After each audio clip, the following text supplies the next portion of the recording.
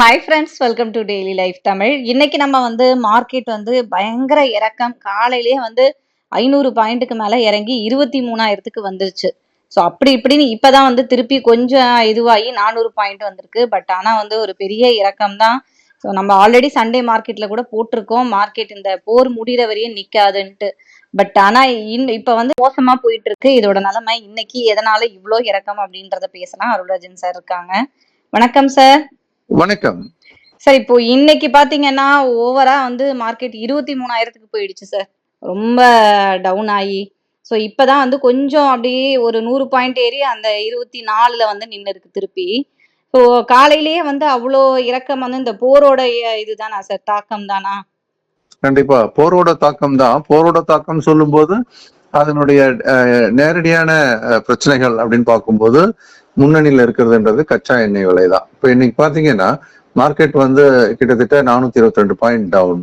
ஆனா ரெக்கவரி உட்பட அப்படி பாத்தீங்கன்னா இன்னைக்கு இன்ட்ராடே பேசிஸ்ல 700 பாயிண்ட்டுக்கு மேல இறங்குறத பார்த்தோம் நிப்டியை பொறுத்த மட்டும்.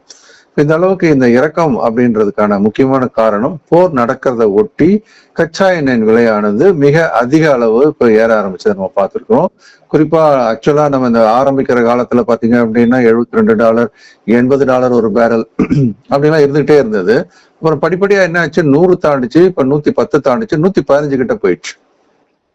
அப்போ அந்த கச்சா எண்ணெய் விலையினுடைய ஏற்றம் என்பது நமக்கு எந்தெந்த வகையான பாதிப்புகளை ஏற்படுத்தும் அப்படின்னு பார்க்கும்போது முதல் விஷயம் நமக்கு இன்ஃபிளேஷன், பணவீக்கத்தை கூட்டும் அப்படின்றதான் முதல் விஷயம்.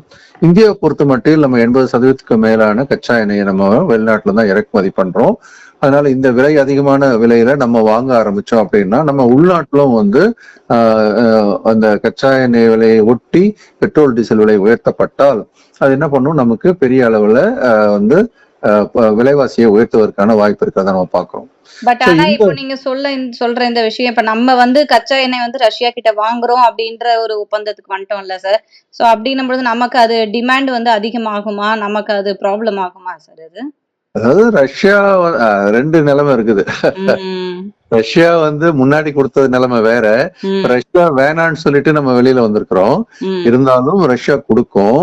ஆனா இந்த முறை ரஷ்யா எந்த விலையில கொடுக்கும் அப்படின்றது ஒரு கேள்விக்குறிதான். முன்னாடி கன்செஷன் ரேட்ல கொடுத்தாங்க. சோ ரொம்ப சீப்பான விலைக்கு நம்ம வாங்கணும் அப்படின்றதான் ஒரு கணக்கு இருக்கு. அப்கோர்ஸ் அதுலயும் ஒரு உள் விஷயம் என்ன அப்படின்னா, அப்படி வாங்கின கச்சா எண்ணெய் எதுவும் உள்நாட்டுக்குள்ள நமக்கு வரல. அதை ரிலையன்ஸ் இண்டஸ்ட்ரீஸ் வாங்கி அதை அவங்க ரிஃபைன் பண்ணி சுத்திகரிப்பு பண்ணி அதிக விலைக்கு யூரோப்பியன் கண்ட்ரிஸ்க்கு வித்தாங்க. அதனால அந்த குறைஞ்ச விலையில வாங்கினதுக்கான லாபம் ரிலையன்ஸ் இண்டஸ்ட்ரி தான் போச்சு. நம்ம பொதுமக்களுக்கு சில நமக்கு எதுவும் பெட்ரோல் டீசல் எதுவும் கம்மியாகும் இல்லை, கம்மியான விலைக்கு அவங்க வாங்கினாலும் கூட அப்படின்னு ஒரு சூழலும் உண்டு. ரெண்டாவது, அந்த கச்சா எண்ணெய் கன்செஷன் ரேட்ல கொடுத்த காலம் இப்ப இன்னமும் இருக்கா அப்படின்றது தெரியாது. ஏன்னா ரஷ்யா எந்த மாதிரியான ஒரு ஸ்டாண்ட் எடுக்கும். இப்ப நமக்கு வேற வழி இல்லாம வாங்க போற நிலைமைக்கு போறோம். முன்னாடி இருந்தது ஒரு மியூச்சுவலா ரஷ்யாவுக்கு நம்ம நல்லது பண்ற மாதிரியான ஒரு நிலைமை இருந்தது, ரஷ்யா கிட்ட ஆயில் வாங்குறது. இப்ப எப்படி இருக்கு, உல்டாவா இருக்கு. இப்போ நம்ம போய் ரஷ்யா கிட்ட வாங்கினா வேற வழி கிடையாத இல்லாம நம்ம போய் ரஷ்யா கிட்ட வாங்குறோம் அப்படின்றது. அதனால விலை என்பது இந்த முறை ரிலையன்ஸ் இண்டஸ்ட்ரி வாங்கி ரிஃபைன் பண்ணி விற்கிற மாதிரி இல்லை. அது நம்ம வாங்கி இங்க யூஸ் பண்ணும்போது இங்க விலைவாசி ஏத்துறதுக்கான வாய்ப்பு உண்டா அப்படின்றதான். ஏற்கனவே பாத்தீங்கன்னா எல்பிஜி கேஸ் இந்த விலையெல்லாம் கமர்ஷியல்லாம் ஏத்திட்டாங்க. அப்புறம் ஹவுஸ் ஹோல்டுக்கும் ஏதாவது ரூபாய் ஏத்த போறதா செய்தி வந்துட்டு இருக்கு. கமர்ஷியலுக்கு நிறையவே ஏத்திட்டாங்க, 200 ரூபாயும் அதுக்கு மேலே ஏத்திட்டாங்கன்னு நினைக்கிறேன். சோ இப்போதைக்கு இதுவே ஒரு பெரிய ஆரம்பம் தான் இல்லையா விலைவாசி உயர்வு அப்படின்றது. இது எது டைரக்டா போய் அடிக்கும் அப்படின்னு பாத்தீங்கன்னா, இந்தியாவை பொறுத்த வரைக்கும் முதல்ல அந்த இன்ஃபிளேஷன், அதை ஒட்டி இன்ட்ரெஸ்ட் ரேட், இது ரெண்டும் ரொம்ப கிட்ட கிட்ட இருக்கும். அதனால அந்த இன்ட்ரெஸ்ட் ரேட்டோட பாதிப்பு ஏற்றம் ஏதாவது நிகழுமா, அது நம்மளுடைய பேங்கிங் செக்டர் முதல்ல பாதிக்கும். இன்னைக்கு அதனாலதான் கிட்டத்தட்ட அது மிகப்பெரிய அளவுல ஒரு வீழ்ச்சி கண்டது பார்த்தோம். இன்னைக்கு விழுந்ததுலயே அந்த நிப்டி பேங்க் அப்படின்றதான் 3% மேல, நிப்டி இறங்கினதுன்னு 1.7%, கிட்டத்தட்ட 2 மடங்கு விழுந்திருக்கிறத பாக்குறோம். அதை விட அதிகமா விழுந்தது எது, ஆட்டோமொபைல் செக்டர். ஆட்டோமொபைல் செக்டர்ல 2 பக்கம் மத்தள அடி மாதிரி. ஒண்ணு, பெட்ரோல் டீசல் விலை ஏறுறதுக்கான வாய்ப்பு உண்டு. அப்படி ஏறும்போது அது வந்து பொதுமக்களை நேரடியான ஒரு பாதிப்பை ஏற்படுத்தும். ரெண்டாவது, இது பெட்ரோல் டீசல் ஏற ஏற ஆட்டோமொபைல் செக்டருக்கான சேல்ஸ் அப்படின்றது அடிபடுவதற்கான வாய்ப்பு இருக்குது அப்படின்றதும் ஒரு முக்கியமான ஒரு விஷயம். ஆக இப்ப நமக்கு வந்து ஆயில் வந்து பாதுகாப்பு அப்படின்னு நம்ம நினைக்கிறோம். ஆனா அது பாதுகாப்பா அப்படின்ற கேள்விக்கு மார்க்கெட் என்ன சொல்லுது? பாதுகாப்பு இல்லை அப்படின்ற ஒரு பதில தான் சொல்லுது. அது வந்து இருக்கிற நிஜத்தை எடுத்து காட்டுறதா தான் நம்ம இப்போதைக்கு நம்ம எடுத்துக்கணும். இது வந்து முதல் விஷயம். ஜியோ பொலிட்டிக்கல் சிச்சுவேஷன் அப்படின்றது ரொம்ப ஒஸ்டா இருக்கிறதுனால நமக்கு வந்து உலக சந்தையெல்லாம் இறங்கிட்டு இருக்கு. அதனாலதான் நம் சந்தையும் இப்ப நம்ம இறங்குறத நம்ம பாக்குறோம். இப்போ உலக சந்தையோட இறக்கம் அப்படின்னு பாத்தீங்கன்னா நேத்திக்கே கிட்டத்தட்ட அமெரிக்க சந்தை பெருசா இறங்கிடுச்சு. அப்புறம் வந்து டவ் ஜோன்ஸோட ஃபியூச்சர்ஸ் மார்க்கெட் அப்படின்றதும் தொடர்ந்து இறங்குமா இருக்கிறது நம்ம பாக்குறோம். கிட்டத்தட்ட டவ் ஃபியூச்சர்ஸ் பாத்தீங்கன்னா இப்போ 553 புள்ளி கிட்ட இறங்கி இருக்கு. 1.17% அப்படின்னு அளவுக்கு இறங்கி இருக்கிறதே நம்ம பாக்குறோம். ஸோ அதை தாண்டி அப்படின்னு நம்ம பார்க்கும்போது கமாடிட்டில பிரெண்ட் குரூடு அந்த ஒரு உச்சம் தொட்ட பிறகு இப்போ ஓரளவுக்கு கொஞ்சம் குறைய ஆரம்பிச்சிருக்கு. $105 அப்படின்ற அளவுக்கு கொஞ்சம் இப்போ கொஞ்சம் குறைய ஆரம்பிச்சிருக்குது. 115 உச்சத்தை 119 இன்னைக்கு காலையில தொட்டது. இப்போ $119 தொட்டுட்டு இப்ப எங்க இருக்கு? $105 இருக்கு. அதனாலதான் மார்க்கெட் கொஞ்சம் ரெக்கவரி ஆச்சு முடியும் போது. பட் அதையும் தாண்டி இன்னைக்கு இரவு அமெரிக்க சந்தையில என்ன நடக்குதுன்னு பார்க்கணும். அந்த குரூடோட பிரைஸ் வந்து இது ஸ்டெபிளைஸ் ஆகுமா? ட்ரை பண்ணுவாங்க. அமெரிக்கா வந்து விலை ஏற்றத்தை விரும்பாது. அதுக்கான முயற்சிகள்லாம் எடுக்கலாம். ஆனா எந்த மாதிரி முயற்சி எடுப்பாங்க அப்படின்றது தெரியல. மற்றபடி கச்சா எண்ணெயுடைய விலையானது நிச்சயமற்ற தன்மை இருக்கும் வரை அப்படின்றது நமக்கு இந்த பிரச்சனை தான் அப்படின்றது ஒரு உண்மையான ஒரு விஷயம். அதையும் தாண்டி அப்படின்னு பார்க்கும்போது எஃப்ஐஸ் வந்து தொடர்ந்து நம்ம சந்தையில விற்பவராக இருக்கிறாங்க. அவருடைய விற்பனை அப்படின்றது சந்தைக்கு மிகப்பெரிய அளவுல பாதிப்பை ஏற்படுத்திக்கிட்டு இருக்கு. ஆனா அதை காம்பன்சேட் பண்ற மாதிரி உள்நாட்டு நிதி நிறுவனங்கள் வாங்கி தள்ளதுனால நம்ம சந்தை ஓரளவுக்கு அது தாக்கு பிடிச்சதா நம்ம பாக்குறோம்.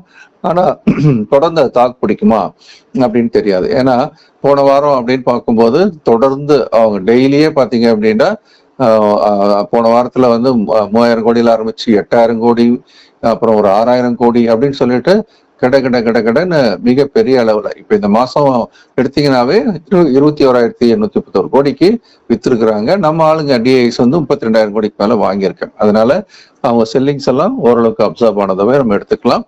இப்போதைக்கு நிலைமைக்கு முதலீட்டாளர்கள் என்ன பண்ணலாம்? இப்ப இருக்கிற நிலைமை உடனே தனியுமா அப்படின்னு ஒரு கேள்வியை வச்சிங்க அப்படின்னா விடை வந்து நிச்சயமற்ற தன்மையில தான் இன்னும் இருக்கு. லிக்விட் சிச்சுவேஷன் அப்படின்னு சொல்லுவோம். ஏன்னா ட்ரம்ப் இன்னும் என்ன பண்ணுவாரு? அடிச்சுட்டு தான் இருக்கிறாங்க. தினம் குண்டு போட்டிருக்காங்க. கோமினியும் புதுசா இன்னொரு அவரோட கோமினியோட சன்னு அந்த கோமினி உள்ள வந்துட்டாரு. அப்போ இந்த ரெஜிம் சேஞ்சுன்ற கான்செப்டே இல்ல. அவர் போனாரு, இன்னொரு கோமினி வந்துட்டாரு அப்படின்ற மாதிரி இப்ப காட்டப்படுவதனால ட்ரம்ப்புக்கு இன்னும் கோபம் அதிகமா தான் இருக்கு. அவர் இன்னும் இறங்கி நிறைய பாம்பு போட்டுக்கிட்டே இருக்கிறாரு இன்னும். ஆனா ஈரானும் விட்டப்பாடு இல்லை. அவங்களும் தொடர்ந்து அண்டர் கிரவுண்ட்ல இருந்து பாம்பு போட்டுட்டு இருக்கிறாங்க. ஸோ இது வந்து இன்னும் பிரச்சனை முடிவுக்கு வரவில்லை. அதை விட மோசமான விஷயம் ஹார்மோஸ் அந்த நீர் ஜலசந்தி இருக்கு இல்லையா, அந்த அந்த அதை வந்து இவங்க கட்டுப்பாட்டில் நாங்கள் வச்சிருக்கிறோம். எந்த அமெரிக்க tankers, Europe tankers, Israel tankers அது வழியா போக விட மாட்டோம் அப்படின்னு சொல்லியிருக்காங்க. ட்ரம்ப் என்ன சொல்றாரு? நாங்க வந்து நேவி வச்சு அவங்களுக்கு எஸ்கார்ட் பண்ணி நாங்க அவங்களை கூட்டு போவோம் அப்படின்னு சொல்லியிருக்காங்க. இவங்களை விட அப்படியே வாங்க பாத்துக்கலாம் அப்படின்ற மாதிரி போயிட்டு இருக்கு. ஸோ இந்த நிலைமை அப்படின்றது சிறு முதலீட்டாளருக்கு பெரிய அளவுல ஒரு பயத்தை ஏற்படுத்தினாலும் கூட பேனிக் செல்லிங் பண்ணக்கூடாது. பேனிக் செல்லிங் அப்படின்னா ஐயோ இறங்குது அப்படின்னு சொல்லி விற்கிறத தவிர்த்து விட்டு என்ன பண்ணணும்? குவாலிட்டி ஸ்டாக்ஸ்ல எப்பவுமே அவங்க இவங்களோட பணத்தை இருக்கிற மாதிரி பார்த்துக்கணும். இது நம்பர் 1 முக்கியமான ஒரு விஷயம். அதை தாண்டி அப்படின்னு பார்க்கும்போது அவங்க எஸ்ஐபில தொடர்ந்து பணத்தை போடுறத ஒரு பழக்கமா வச்சுக்கணும். இந்த இறக்கம் வர்றது எங்க சார் பாட்டம் தெரியாது. ஸோ அதனால ஒவ்வொரு இறக்கத்திலையும் என்ன பண்ணணும்? கொஞ்சம் கொஞ்சம் இன்வெஸ்ட்மெண்ட் அவங்க வந்து போட ஆரம்பிக்கணும் அப்படின்றது ஒரு முக்கியமான செய்தியா நம்ம சொல்லலாம். இதற்கு அடுத்து அப்படின்னு பாத்தீங்கன்னா கொஞ்சம் டைவர்சிஃபை பண்ணிருக்கணும். ஒரே செக்டர்ல பாருங்க, ஆட்டோவெல்லாம் நல்லா தான் போயிட்டு இருந்துச்சு. எல்லா காசும் அதில் போட்டுருந்தா என்ன இருக்கும்? இன்னைக்கு ஆட்டோ 4% டவுன். ஸோ எல்லா காசும் அது வந்து ஒரே நேரத்துல டக்குன்னு கீழே விழுந்துடும். அந்த மாதிரி பண்ணக்கூடாது அப்படின்றதையும் நம்ம நினைவில் வச்சுக்கணும்.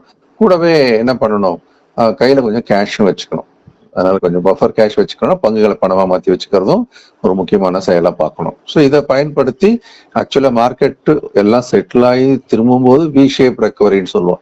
எவ்வளவு வேகமா இறங்கிச்சோ அந்த வேகமா ஏறதுக்கான வாய்ப்பு உண்டு. காரணம் இந்தியாவோட ஜிடிபி வளர்ச்சின்றது உலகத்திலேயே இன்னும் அதிகமான வளர்ச்சி கொண்ட நாடாதான் இருக்குது. 6.5% மேல ஒரு எதிர்பார்ப்பும் இருக்குது. அதனால இந்தியா அப்படின்றது வந்து இன்னும் வளர்ச்சியின் அடிப்படையில உலக நாடுகளை ஒப்பிட்டு பார்க்கும்போது வலிமையான இடத்துல இருக்கிறதுனால பங்கு சந்தை எல்லா பிரச்சனையும் தாண்டி ரெக்கவரி ஆகுதுன்னும் போது வேகமா ரெக்கவரி ஆகுன்றதை மனசுல வச்சுக்கிட்டு அவசரப்பட்டு எல்லாத்தையுமே விற்க வேணான்றது ஒரு ஆலோசனையாகவும் நம்ம சொல்றோம்.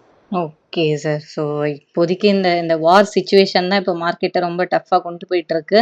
ஸோ இதனால வந்து இப்போ நீங்க சொன்ன மாதிரி நிறைய பேர் வந்து பேனிக் சிச்சுவேஷன்ல விற்க வேண்டாம் அப்படின்னு இருக்கீங்க. பட் நிறைய பேர் இப்போ புதுசா வந்து நிறைய பேர் மார்க்கெட்ல உள்ள வந்திருப்பாங்க. அவங்களுக்குலாம் வந்து இது கண்டிப்பா ஒரு பேனிக் சிச்சுவேஷன் தான். ஸோ அவங்கெல்லாம் வந்து இப்போ இந்த சிச்சுவேஷனை ஹேண்டில் பண்ணணும் அப்படின்னா அதுக்கு வந்து ஒரு எக்ஸ்பீரியன்ஸ் வந்து தேவையில்ல சார். ஸோ நம்ம கிளாஸஸ்ல வந்து நம்ம எந்த மாதிரி எக்ஸ்பீரியன்ஸா அவங்களுக்கு கொடுக்குறோம் அப்படின்றதையும் சொல்லுங்க. என்ன கிளாஸ் வருதுன்னு சொல்லுங்க சார். கண்டிப்பா 2 வகையான வகுப்பு இருக்கு. புதியவர்களுக்கான வகுப்பு அப்படின்றது வந்து வர சண்டே இன்னைக்கு காலையில 9:30 மணில இருந்து 1:30 மணி வரைக்கும். இது வந்து முழுக்க முழுக்க தமிழ்ல நானே தான் எடுக்கிறேன் ஆன்லைன் மூலமா. அதனால அதை பார்க்குற நேயர்கள் அவரோட உறவினர்கள், ஃப்ரெண்ட்ஸ், வீட்டில் இருக்க இல்லத்தரசிகள் அவங்களெல்லாம் இதை ரெஃபர் பண்ணி அவங்களையும் வந்து ஃபினான்ஷியல் மார்க்கெட்டை லேர்ன் பண்ண வைக்கணும் அப்படின்றது ஒரு முக்கியமான ஒரு விஷயம். அதை தாண்டி அப்படின்னு பார்க்கும்போது மார்க்கெட்ல எல்லா சூழ்நிலையும் எப்படி கையாளலாம், இன்ஸ்டிடியூஷன்ஸ் எப்படி பிஹேவ் பண்றாங்க அப்படின்னு எல்லாம் தெரிஞ்சு பண்றதுக்கான ஒரு முக்கியமான ஒரு வகுப்பு தான் இந்த SFL stock market for living. அது இப்போ வீக்கெண்ட் பேட்சா மாத்திருக்கிறோம். அதனால வர சனிக்கிழமையில இருந்து அது ஆரம்பிக்குது. ஸோ சனியில கிழமை நடத்தீங்கன்னா 6:30 to 9:30, சனி ஞாயிறு 2 நாள், அதே மாதிரி 4 வாரங்கள். ஸோ 8 நாளுக்கு அந்த செஷன் நடக்கும். இது மூலமா அவங்க வந்து சந்தையை தனிப்பட்ட முறையில சுயமாக முடிவெடுத்து சமாளிப்பதற்கும் ஒரு இன்வெஸ்டரா ஸ்விங் ட்ரேடராகவும் வெற்றிகரமாக செயல்பட முடியும். Okay sir. ஸோ இந்த கிளாஸஸ்ல நீங்களே ஜாயின் பண்ணோம் அப்படின்னு நினைச்சீங்கன்னா ஸ்க்ரீன்ல இருக்க நம்பருக்கு இமிடியேட்டா கால் பண்ணுங்க. இல்ல வாட்ஸ்அப் பண்ணா கூட உங்களுக்கு டீடைல்ஸ் அனுப்புவாங்க. ஏன்னா மார்க்கெட்டோட இந்த சிச்சுவேஷன் அப்படின்றது கண்டிப்பா எக்ஸ்பீரியன்ஸ் இல்லாம உங்களால ஹேண்டில் பண்றதுன்றது கஷ்டம். கண்டிப்பா ஒரு அட்வைசர் ஹெல்ப் எடுக்கலாம். நீங்க வந்து இல்ல கத்துக்கிட்டு பண்ணலாம். இந்த மாதிரி சிச்சுவேஷனை ஹேண்டில் பண்றதுக்காகவே நீங்க வந்து எக்ஸ்பீரியன்ஸா இருக்கணும். ஸோ இமிடியேட்டா கால் பண்ணுங்க. Thank you sir. நன்றி, வணக்கம். ஓகே ஃப்ரெண்ட்ஸ், மறுபடியும் அடுத்த வீடியோல பார்க்கலாம்.